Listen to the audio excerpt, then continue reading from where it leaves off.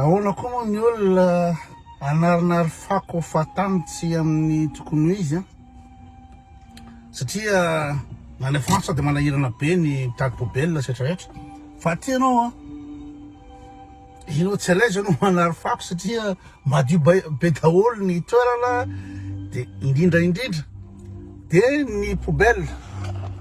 eto fotsiny eto amin'ny aire d'autoroute eto eo isaky ny 10 metatra misy poubelle jereo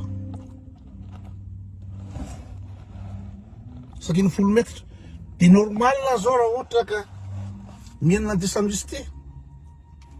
sanako hoe fa ratsy be za tsy mpihinana sandwich fa mihidy le restaurant ary amin'ny hôtel andehanako hoe latsinainy midy latsinainy dia tsy lalako izy ty dia hoariko izy ty fa jerenareo misy poubelle azoko alaniana azy tsara dia raha jerenareo iry amin'ny inao zany misy toerana fanaovana pique-nique tsara ry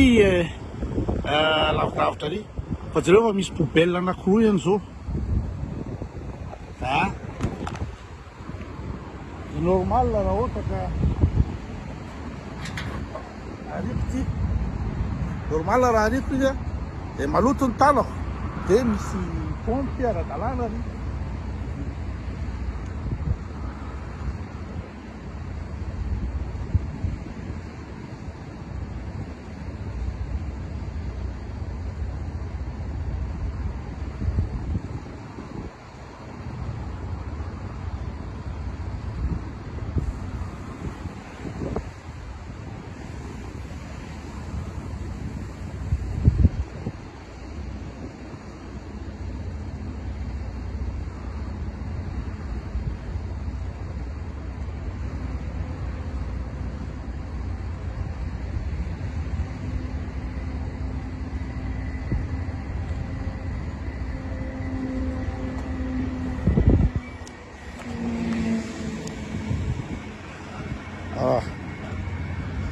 dia le izy koa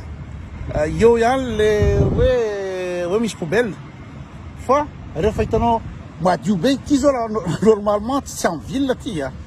tsy amin'ny ville ty fa amin'ny aire d'autoroute dia ozy anao aty anaty ala ty zao moa nahitana aty fa dia aririko fatalo le fako aire d'autoroute ty fa